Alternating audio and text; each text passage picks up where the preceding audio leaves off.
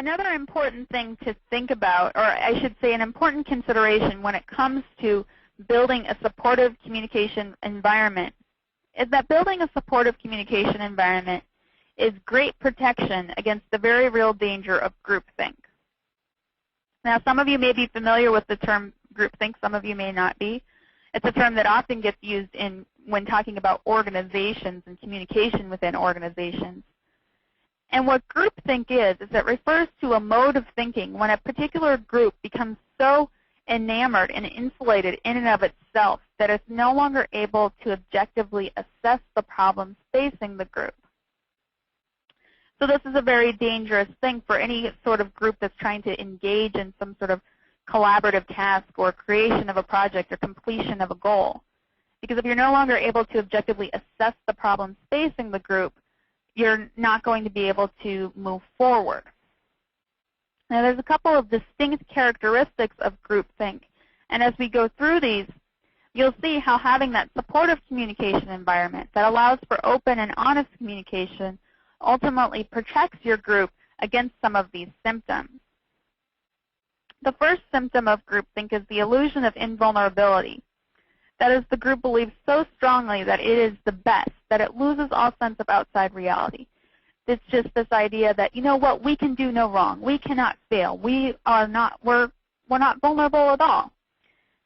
When you have a group that develops that attitude, they lose a sense of outside reality. Along with that sense of invulnerability is a belief in the group's morality. So this is when a group believes that their actions are so good or they're better or more valuable than those outside the group. It's a way of justifying their behaviors by believing that they are doing the morally good thing to do. Groups that are engaged in groupthink also have shared stereotypes.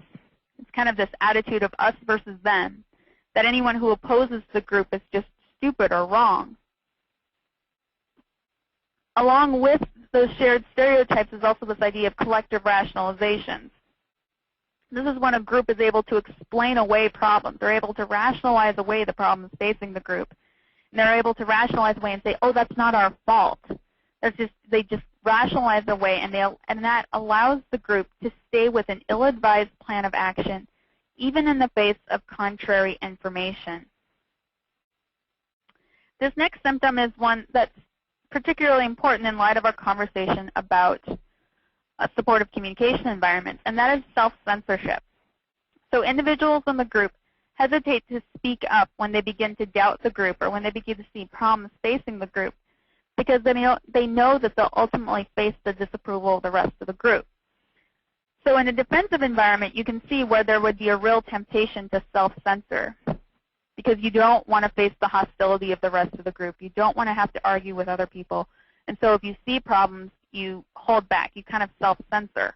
And when people in the group engage in self-censorship, what emerges is an illusion of unanimity. It's this illusion that, well, you know, no one else is speaking up, so I must be the only one who has this problem, and maybe I'm the one who's wrong, so, you know, everyone else is in agreement. And in reality, they may not be.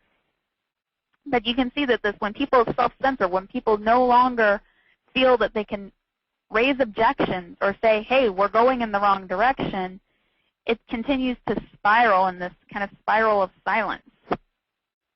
For those who do speak up, there are pressures on dissenters. That is, doubters are sanctioned by the rest of the group. And as a result, members act as mind guards. They protect themselves from outsider information.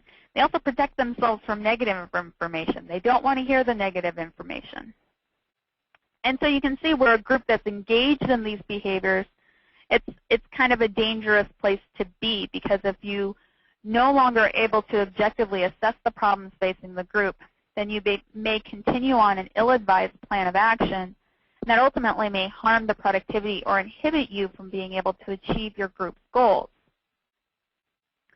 Now, the most often cited example